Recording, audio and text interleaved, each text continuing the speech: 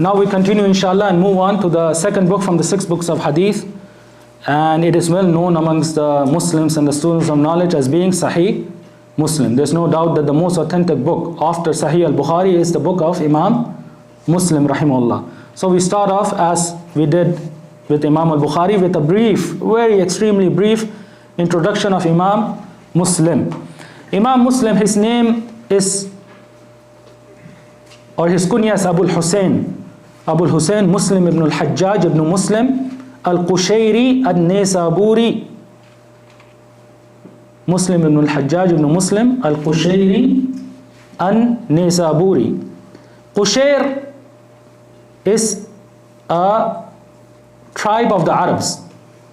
So even though Imam Muslim was born and died in Khurasan, in a region or country or a place of the non-Arabs, he was himself an Arab. So these are the Arabs who settled in these lands after them becoming lands of the Muslims. So he is al-Qushayri. From them originally, not like Imam al-Bukhari, we said he is al-Ju'fi mawlahum. One of his great-grandfather accepted Islam on the hands of a person from this tribe. But Imam Muslim, Qushayri, he is from them in originality. He is from the Arabs, from the tribe of Qushayr.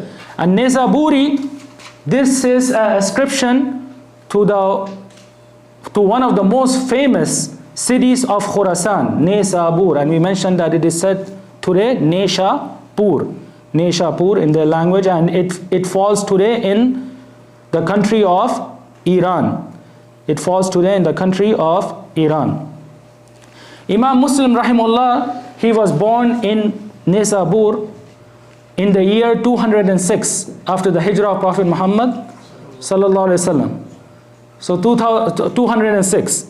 So how many years between his birth and the birth of Imam Bukhari? 12 years. 12 years. Because Imam al-Bukhari rahimahullah, we said he was born in the year 194. Imam Muslim was born 12 years after him in the year 206. And he heard hadith just like Imam al-Bukhari from a young age from the scholars of hadith that were present in his city of Nisabur. The first hadith that he heard, the first gathering of hadith that he attended was in the year 218. 218. So how old was he when he attended or started seeking the knowledge of hadith? 12 years of age. He was only 12 years of age when he started seeking the knowledge of hadith. And the first sheikh he heard hadith from is the great Imam al-Hafiz Yahya ibn Bukair at-Tamimi al-Nisaburi, from the great muhaddithin of Nisabur, Yahya ibn Bukair at-Tamimi. After he heard hadith from the scholars that were present in Nisabur, like we said, from the way of the scholars of hadith was that they used to seek knowledge and gather the hadith of the scholars of their area and their city. After which he traveled to the vast Islamic lands and the scholars of hadith that were present in these lands. So he traveled to Medina, he traveled to Basra, Balkh, Baghdad, and in Baghdad, the capital of Iraq, he met Imam Ahmad rahimahullah and heard hadith from him. He traveled to Al-Kufa, Al-Ray, Al-Sham, Misr, and these are all cities that we have mentioned in the biography of Imam al-Bukhari. These were the centers of knowledge at that time that were filled with the scholars of hadith and the muhaddithin. And he traveled east and west until he collected the hadith of Prophet Muhammad sallallahu alaihi wasallam. We have a map.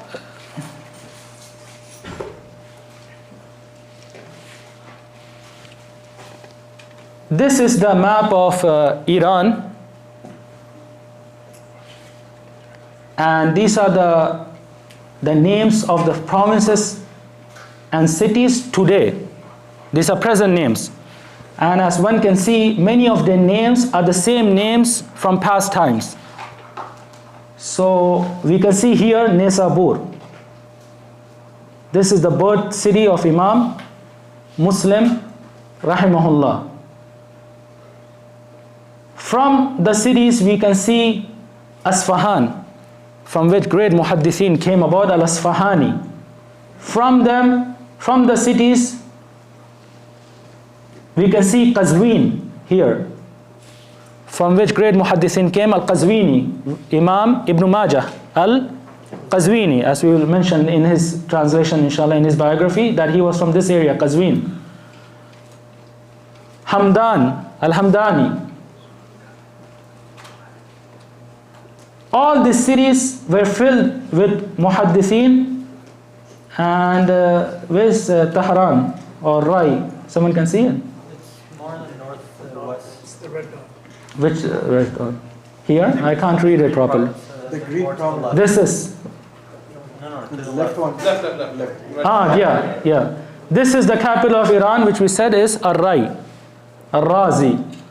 So these cities were filled with muhaddithin, and several scholars of hadith came from them. And sadly, as we know, and this is from the sunnah of Allah Tabaraka wa Ta'ala, that He raises a people and decreases a people, but His deen is preserved. So this was an area filled with Ahlul Sunnah and Ahlul Hadith, and today it is filled with the people of innovation and misguidance. And Allah has raised other areas in stature, and scholars have come from these other areas, and they continue to preserve the religion, and it will be preserved until the end of times. Now, if you go to the next map,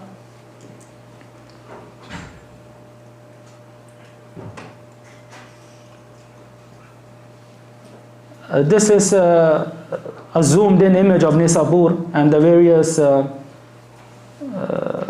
areas of Nisabur where Imam Muslim rahimahullah was born. And these are some pictures from the city. And we go to the next map. This is the rihla, the travel of Imam Muslim rahimahullah in seeking the knowledge of hadith. So we can see Nisapur. He traveled from Nisapur, which is from the great cities of Khurasan, and sought knowledge from other cities of Khurasan, Maro, Jurjan, Nasa, where Imam Nasai is from, Rai, which is Tehran, Qazwin, where Ibn Majah is from, Hamdan, Shiraz. Then he entered Iraq, where he sought knowledge from the scholars of Iraq, Baghdad, where he heard from Imam Ahmad rahimahullah, Kufa, Al-Basra, Wasit. After which he went to the Hijaz, Al-Haramain, Al-Sharifain, Makkah, Al-Madinah. Then he went north to Misr, Egypt, Cairo. Then he entered Sham, where he heard from the great muhaddithin there, Baytul Maqdis, in Palestine, in Damascus, Syria. So this was the great, vast, until he returned back to Nisabur. This was a great travels and rihla of Imam Muslim. And the same can be said that we said that Imam Bukhari, if someone were to give an estimate of the kilometers that they traveled, then he will find that they traveled thousands of kilometers. Thousands of kilometers in order to preserve the hadith of Prophet Muhammad sallallahu alaihi wasallam. From the great scholars of hadith that he heard from in these travels was Imam Abdullah ibn Maslama al-Qanabi. He is from his oldest and well-known scholars of Imam Muslim, from his shuyukh, Abdullah ibn Maslama al-Qanabi, and Ishaq ibn Rahuya. Just like Imam Bukhari was his student, Imam Muslim is also his student. And Qutayba ibn Sa'id al-Baghlani. Qutayba ibn Sa'id al-Baghlani. And the number of shuyukh that Imam Muslim rahimahullah narrated upon in his Sahih are 211 shaykh. He narrated upon 211 shuyukh. And just like Bukhari, he did not narrate on every shaykh he heard hadith from. Rather, he narrated on a few select number of them, which reached 211 in number. Well, from his scholars or shuyukh that he narrated the most ahadith in his Sahih are Imam Abu Bakr ibn Abi Shayba. And who knows who Abu Bakr ibn Abi Shayba is? Sahib al-Musannaf. He has a very important book, a great book, al-Musannaf, who passed away in the year 235 after the Hijrah.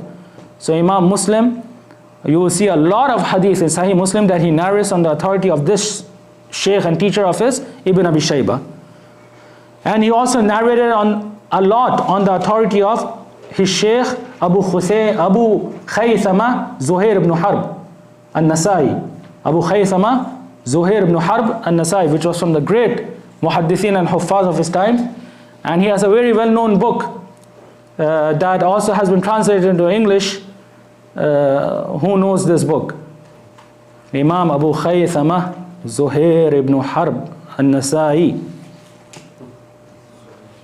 He has a book called Kitabul Ilm, the book of knowledge, in which he gathered ahadith and athar related to seeking knowledge. It is a small book that Imam Al-Albani rahimullah did authentication of, and it has been published in English several times. So it's a small book, Kitabul Ilm. And from the teachers of Imam Muslim that he narrated a lot of ahadith in his Sahih is a muhaddith by the name of Muhammad ibn Bashar, Imam Hafiz Muhammad ibn Bashar.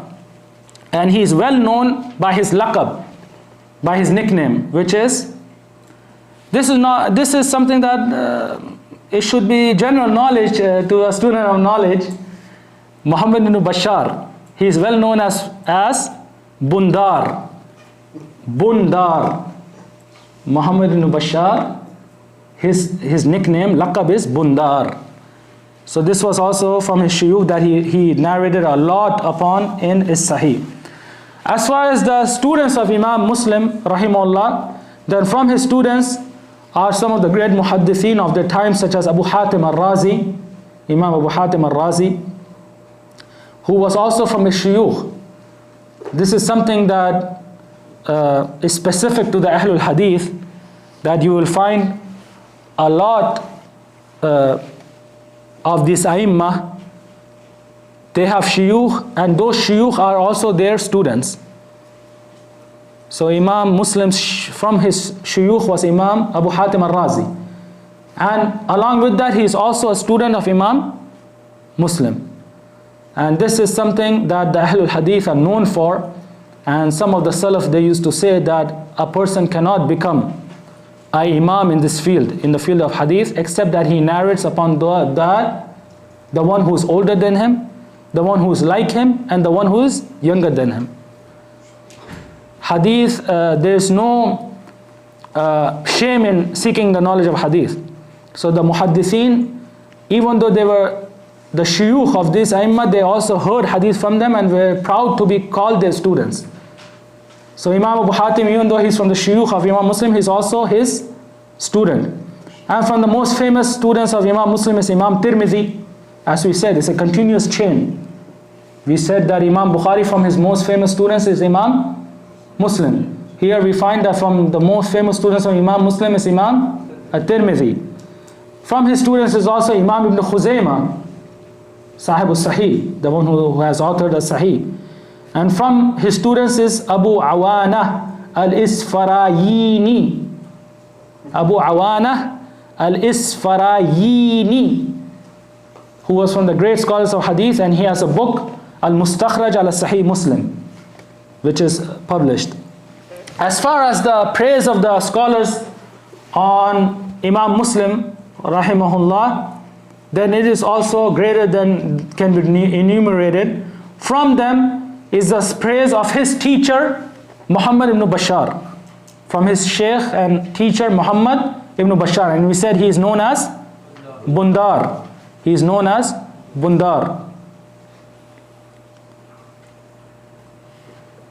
So he says that Huffaz dunya, this is a great statement that shows the level of Imam Muslim that he reached in science of Hadith and in memorization. He says that Huffaz dunya arba'a. The memorizers of Hadith in this world are only 4. The memorizers of Hadith in this world are only 4. Those scholars who have reached the pinnacle of memorization are only 4. Who are they? Imam al-Bukhari, One of them is Imam al-Bukhari. Al-Bukhari bi Bukhara. The second, Imam Abu Zur'a al-Razi bir-Ray. Abu Zur'a al-Razi. The third, Imam al-Darimi bi Samarkand. Imam al-Darimi, who has the book that we mentioned, al-Musnad or Sunan. And the fourth is Imam Muslim. Imam Muslim bi Nisabur. So this is a great statement from this great Imam Hafiz, from the great Muhaddithin, narrators of Hadith, Muhammad ibn Bashar Bundar, in which he says that the scholars of Hadith who have reached the highest level of memorization are only four. Imam Bukhari, Imam Muslim, Imam al-Darimi, and Imam Abu Zur'a al-Razi. So this shows that Imam Muslim in that time was mentioned along with these great scholars of Hadith, mentioned along with Bukhari and Abu Zur'a and al-Darimi. From the praise of the scholars upon him is praise of also another of his teachers, another of the teachers of Imam Muslim, who is known as Ishaq ibn Mansur, and he is well known by his laqab al-Kawsaj. Al-Kawsaj. Ishaq ibn Mansur al-Kawsaj. He said that لَن نَعْدَمَ الْخَيْرِ مَا أَبْقَاكَ اللَّهِ لِلْمُسْلِمِينَ. He told Imam Muslim, his student, that as long as you are alive or present in the Muslim nation, Allah Tabarak wa Ta'ala will not remove goodness from this nation. As long as you are alive, Allah Tabarak wa Ta'ala will not remove goodness from this nation. As far as the death of Imam Muslim rahimahullah, then he passed away in the same city that he was born in Nisabur. He passed away in this same city in the year 261 after the Hijrah. 261. So he was born when?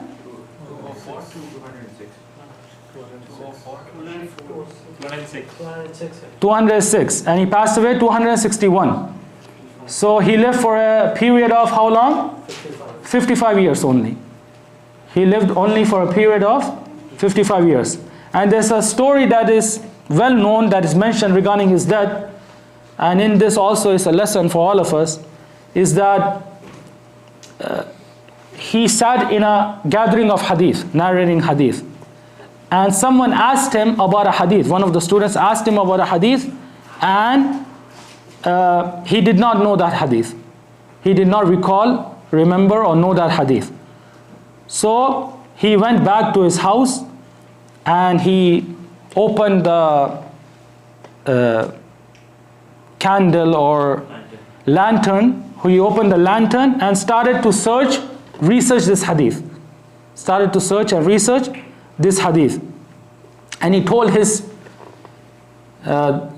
wife that do not let anyone enter upon me tonight, because I'm busy with researching and finding and searching this hadith.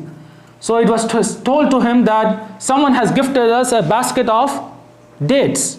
Someone has gifted us a basket of dates. So he said, send me that basket. So he put the basket next to him and the lantern beside it, and he started eating the dates and searching for this hadith. And without realizing, the whole night had passed and he had eaten all the dates. He had eaten all the dates, searching for this one single hadith. And this was the cause of his death, rahimahullah. The dates that the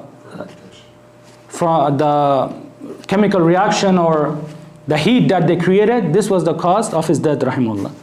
So this shows that the great extent and length these scholars of hadith went to in searching for, in preserving the hadith.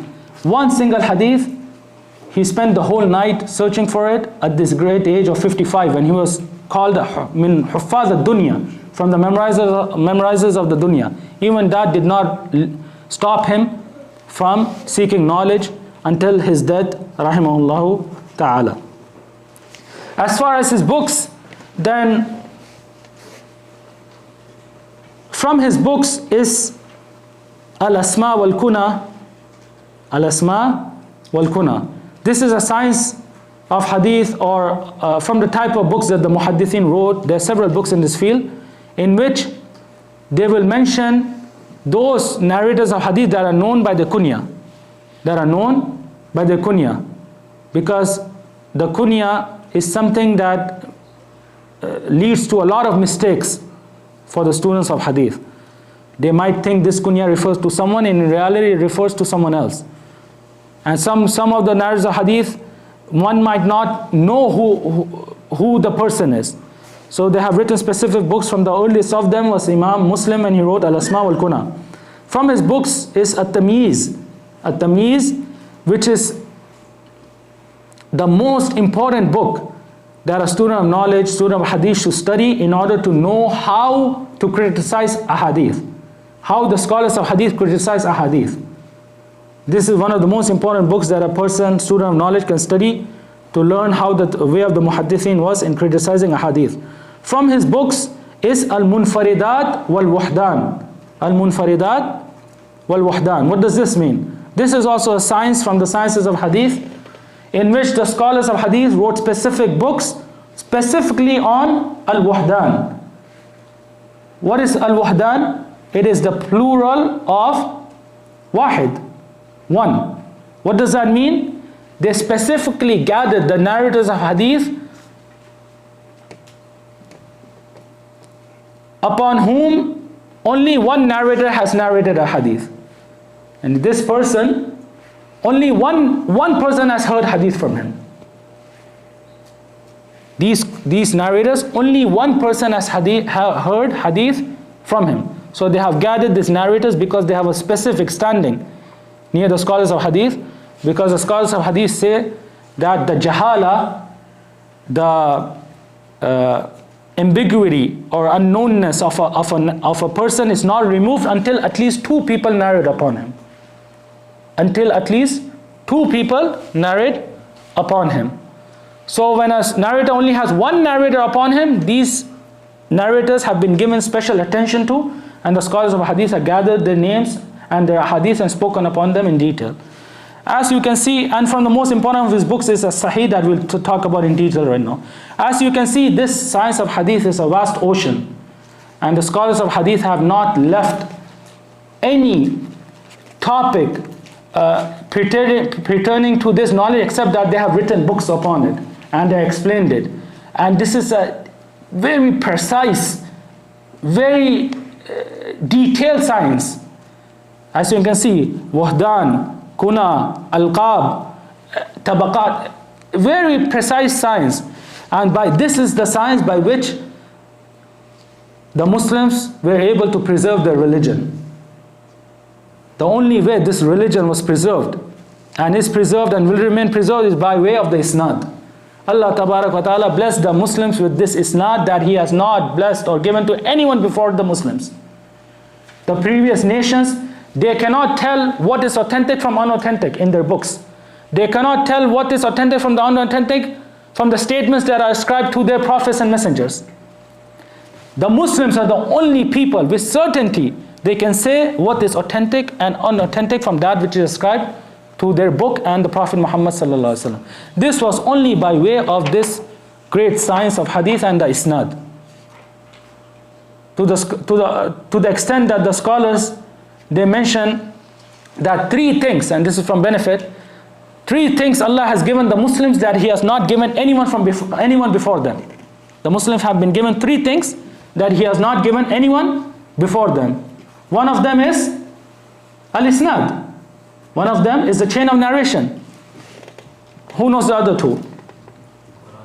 Huh?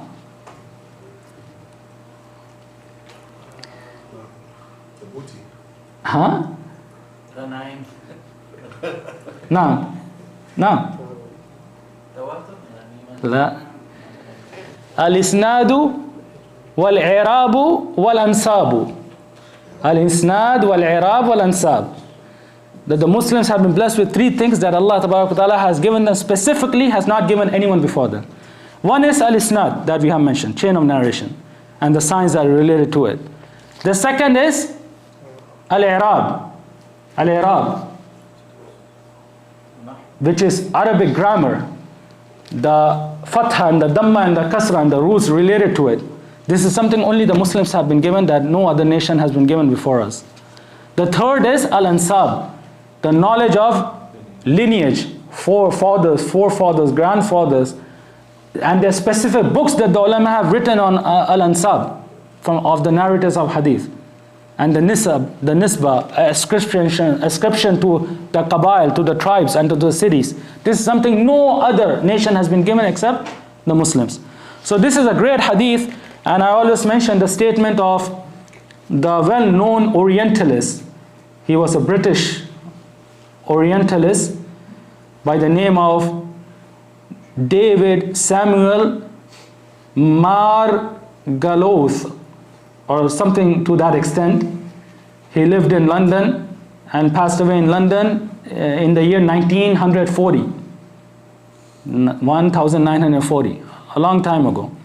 And he says in one of his books that let the Muslims be proud of the science of hadith and isnad to whatever extent and whatever extent they wish.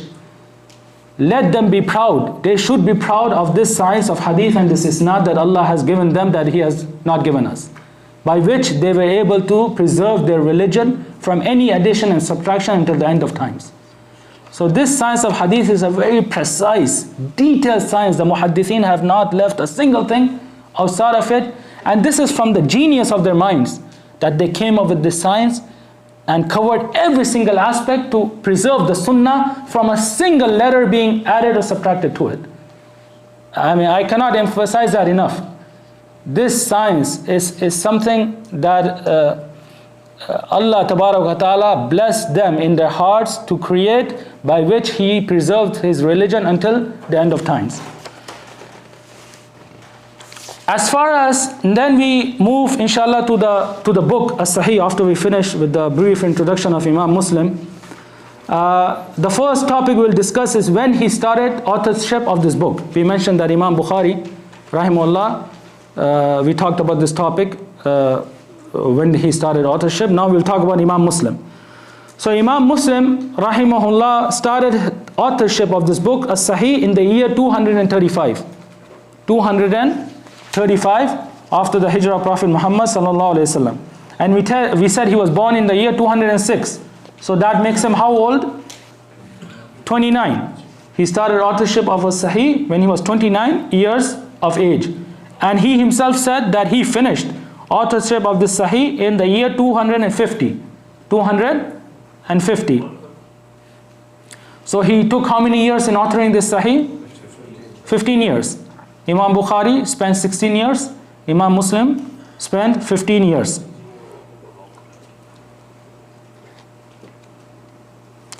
And also the brother asked about the fitna or the trial and tribulation that occurred to Imam Bukhari rahimahullah with Imam al-Hafiz Muhammad ibn Yahya al-Dhuhli. And I mentioned how Imam Muslim, even though he was from the students of Imam al-Bukhari and he revered him, and we mentioned some of the statements in this regard, he did not narrate anything upon the authority of Imam Bukhari in his Sahih. And we mentioned one of the reasons the scholars mention is that this is from his neutrality in this issue, that he did not side with one or the other and he did not narrate on any of them.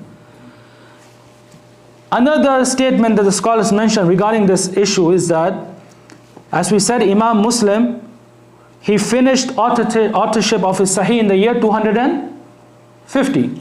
250. And Imam Bukhari entered Nisapur, traveled to Nisapur in the same year. In the same year, 250. After which the whole trial and tribulation occurred. So this was the first meeting of Imam Muslim with Imam al-Bukhari when he traveled to Nisapur in the year 250. So this occurred after Imam Muslim had finished authoring his Sahih. So this is one of the statements that the scholars mention regarding this issue as to why Imam Muslim did not narrate any hadith on the authority of his Shaykh al-Bukhari. So they say here, as is mentioned, that Imam Muslim met Imam Bukhari when Imam Bukhari traveled to Nisabur, and this was in the year 250 after he had finished authoring as-Sahih. Now, then we will now get into the distinguishing aspects of Sahih Muslim in comparison to Sahih al-Bukhari, and what makes it higher in stature in some aspects than Sahih al-Bukhari that the scholars have mentioned. From them is that Imam Muslim gathered the ahadith of Sahih Muslim from 300,000 ahadith that were with him. 300,000 ahadith that he had with him. And that which distinguishes Imam Muslim from Imam Bukhari is that he wrote Sahih Muslim in his city of Nisabur. As we said, he traveled from Nisabur, he returned to Nisabur, and he died in Nisabur. So he authored his Sahih, his book, in Nisabur. So he had his scrolls and his books with him, that in which he had gathered these 300,000 ahadith. He had them written, preserved with him in the safety and security of his home. And the scholars in Nisabur that he heard hadith from, they were all alive in his time. Nisabur was from the main centers of hadith in that time. And he had his books and scrolls. So he did not write from his memory this book, Sahih Muslim. He authored it by returning back to his scrolls and his books and to the scholars that were present in Nisabur. This is different than Imam al-Bukhari, rahimahullah. Imam al-Bukhari wrote Sahih al-Bukhari in his travels from his memory. As we said, Imam Bukhari, until he passed away, he did not return to Bukhara. He was in travels. We see here in 250 he enters Nisabur, 6 years before his death. And then he was, for the trial that happened, he was removed from it. Then he went to another place. Then he was removed from it until he died in an unknown place in Khartank in Samarkand, far away from his land of Bukhara. So he wrote his Sahih while in his travels from his memory. But Imam Muslim wrote his Sahih in the comfort of his home with his books and his sources from the scholars present with him. So does that not give a higher stature to Imam Muslim, that the mistakes that he could have made have been severely decreased, because he has his books with him, he has the sources with him, he has the scholars with him. So this is one of the distinguishing factors or features of Sahih Muslim, that Imam Muslim authored it in such a way. And we will see that inshallah when we'll talk about his book, that this allowed him to gather the hadith in one place. From the distinguishing aspects of Sahih Muslim, that he does not repeat the hadith. We said that Imam Bukhari repeats a hadith based on the fiqh that is present in that hadith, but he does so with additional benefit in the isnad or in the matan. And if he did not find a way, he would make it a mu'allaq. But Imam Muslim, he does not repeat a hadith. He only mentions it in one place. And he gathers all the asanid. Like we said, Imam Bukhari, if he repeats, he will mention it with a different isnad, on a different shaykh, on a different narrator. Imam Muslim gathers all of that in one place. So he mentions a hadith, then he would mention all the asanid, the various asanid of this hadith in one place. This is a distinguishing factor of Sahih Muslim in comparison to Sahih al-Bukhari. The hadith are mentioned in one place, unrepeated, and the asanid are gathered in one place. And why was he able to do this? Because of the sole reason that we just mentioned. He had his books and scrolls with him. He had his sources with him, which allowed him to research and refer to and gather them in one place. And a person who is a traveler, far away from his land, writing from memory, it is not able, or it is not easy for him to do that. So this is a reason that Imam Muslim was able to do that. Now we come to the name of Imam Sahih Muslim, as we did with Sahih al-Bukhari. Anyone know the proper name of Sahih Muslim? No. I kind of read it. It was Abu Hassan No, the name of his book, Sahih Muslim. Yeah. Anyone know the name of his book? His book is called, that he himself named, Al-Musnad As-Sahih Al-Mukhtasar. Al-Musnad As-Sahih Al-Mukhtasar min as-sunani bi naql al-adal an al-adal an Rasulillahi sallallahu alayhi wa sallam. Al-Musnad As-Sahih Al-Mukhtasar min as-sunani bi naql al-adal an al-adal an Rasulillahi sallallahu alayhi wa sallam. This is a proper name of Sahih Muslim that he named the book with. So we again want to explain and expound upon the methodology of Imam Muslim by way of this title. So we start off with the first word, Al-Musnad. And we covered this in detail when we talked about al-Bukhari, that the Musnad here does not mean that this is from the books of al-Masanid. He did not structure it or organize it on the names of the Sahaba. Rather, the Musnad here means that the Ahadith in their books are Muttasil Marfu. They are with a connected chain of narration, and they are on the authority of Prophet Muhammad sallallahu alaihi wasallam. And we mentioned this with Sahih al-Bukhari. But we want to add additional benefits here, which is that in relation to the mu'allaqat, when we mentioned the Musnad, we talked about two issues with Bukhari, al-mu'allaqat and al-mawqufat.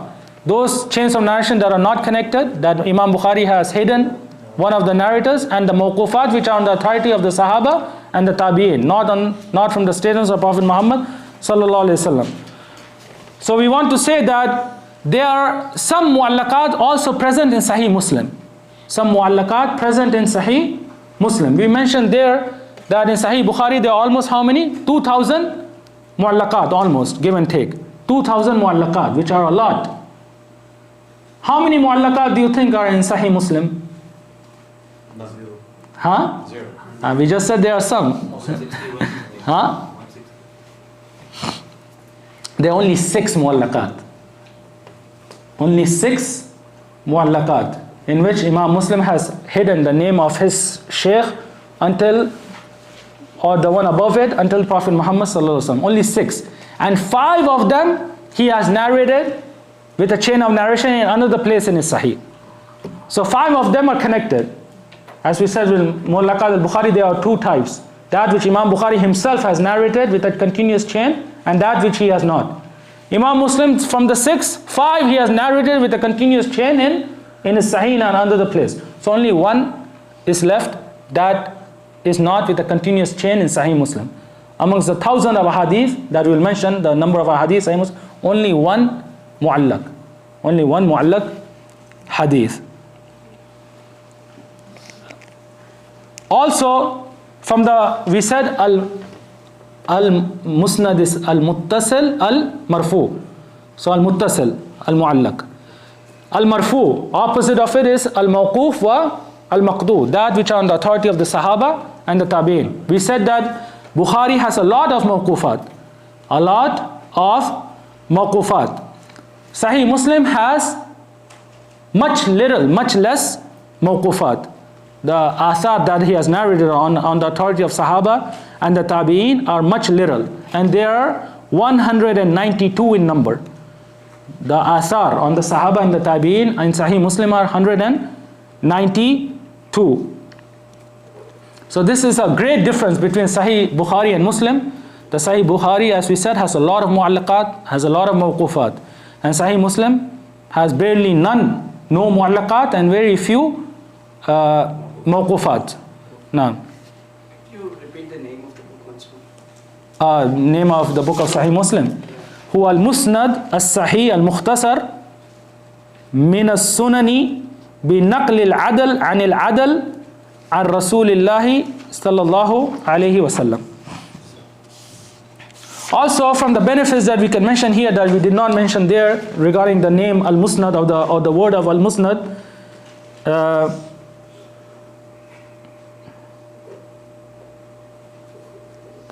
is the tabwibat of Muslim. This is a very important topic. The tabwibat of Muslim. We mentioned there that from the distinguishing features of Sahih al-Bukhari is his Tawwibat, chapter headings, in which his fiqh is preserved. Can anyone let me know regarding the Tawwibat of Sahih Muslim, the chapter headings of Sahih Muslim?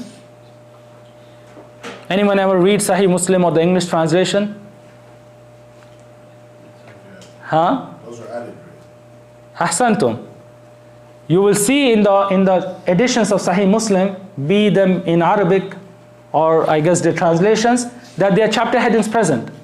But these have been added on later on by either the nusakh, those people who wrote the manuscripts of Sahih Muslim, or by the shurrah, those people who explain Sahih Muslim. These chapter headings are not from Sahih Muslim, not from Imam Muslim himself. Imam Muslim has not written the chapter headings in Sahih Muslim. So this is also a distinguishing factor that differentiates between Sahih Bukhari and Sahih Muslim. Yes, sir. So there are kutub in Sahih Muslim, but not Yeah, abwab. I will mention that right now. No. So even though there are no chapter headings, Bab so and so, Bab so and so, chapter such and such, such and such, even though there are no chapter headings, but the book from the beginning until the end is arranged based on these chapters. Imam Muslim did not just mention any hadith. He arranged it in a very detailed manner. That's why it was easy for those who came after him to just place these hadiths in chapters. Just one heading will fit a few hadith. Even though he did not put chapter headings from himself, but it is arranged in chapter headings. So he has the names of the books. The brother asked, so he has the names of the books. So he would say Kitab, Kitab al-Tahara, Kitab al-Salah, Kitab al-Zakat, Kitab al-Sawm, etc. But inside of those books he will have no chapter headings. But the ahadith in these books are arranged according to chapters. So one might ask the question, why did he not put chapter headings? If he arranged, he took the effort, and he got tired in arranging this ahadith according to the chapters. Why would he not just put chapter headings? Huh? Bil ma'na? Like it's known. It's known. Now, I would imagine to not limit the potential, like to not limit what the hadith can mean. طيب يعني. Anyone else has an answer? The scholars have mentioned two reasons for this. That he took the effort and the time and spent energy in arranging it on chapters, but he did not put chapter headings. So the scholars have mentioned two reasons for this. One is al-ikhtisar. He wanted to summarize. He wanted to summarize. And we learned that when we know that from the words in his title are al-mukhtasar that we just read. Al-musnad al-sahih, al-mukhtasar. So this is one of the ways of summarizing, that he did not put chapter headings. This is one of the statements of the scholars. But the second statement, and this seems more weight-worthy and more correct, is that from the ways of some of the muhaddithin was that they did not wish the hadith to be mixed with anything else. They did not wish for the statement and the speech of Prophet Muhammad ﷺ to be mixed with the speech of other from mankind. So some of the scholars of hadith were known for this. From them is Imam Ahmad rahimahullah. Imam Ahmad, it is well known upon him that he used to dislike anyone recording his statements and his speech, because he did not wish anything to be mentioned along with the hadith of Prophet Muhammad sallallahu alaihi wasallam. And he rather criticized Imam Malik rahimahullah. And he said the book of Muwatta, it would have been the best of books had Imam Malik not mentioned his speech along with the hadith of Prophet Muhammad sallallahu alaihi wasallam in that book. Now, so when I started learning Islam, like I'm still learning. No. But I remember when I started to study like Imam Hanbal any of the No. great imams, I realized there was no words. It was all ayat and No. all hadith, and I'm like, what's No. going on? Like, I don't understand. No. And this is one of the great benefits. Like, Yeah. this is how you learn. This was from the methodology of some of the muhaddithin. They did not wish their speech to be written and to be mentioned along with the speech of Prophet Muhammad sallallahu alaihi wasallam. So, would that be considered shurahat of Imam Malik? as I said, I mean, this is something that Imam Ahmad especially was known for, rahimahullah, to the point he used to forbid his students from writing anything that he used to say. And even with that, we have great books of Imam Ahmad and his knowledge present amongst us. So this is something from their piety. They did not wish that their speech be recorded along with the speech of Prophet Muhammad sallallahu alaihi wasallam. Now, Just one last question. Isn't it one of the imams that had all of the students burn all of his writings? I was listening because he didn't want on the day of judgment if something come up that he didn't really mean. I can't remember. It was one of the four imams. Allahu alam, I don't know, but it is well known on the authority of the muhaddithin, the Ahle-Hadith, that a lot of them, I mean, this is something that was well known from them, that they would write the wasiyah or order their son or their family member after they had passed away to bury his books, his scrolls and his books. They would order them to get rid of it, to bury it. And as I said, the sole reason for this was their zeal in protecting the blessing of memorization that they had been blessed with. They wanted to preserve this blessing and for this blessing to continue. But when the Muslims relied on written works, that's when their hifz and their memorization became weakened. So it has been narrated on several scholars of hadith that after he had memorized something, he would destroy that which he had written, or he would order one of his family members after his death to bury that which he had written. So this was just out of their zeal to protecting the memory that they had been blessed with. Now,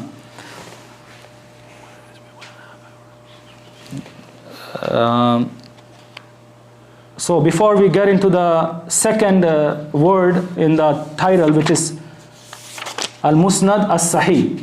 So before we get into as-Sahih, I think we should take a short break, inshallah, for 5 or 10 minutes, and we'll continue after that, inshallah.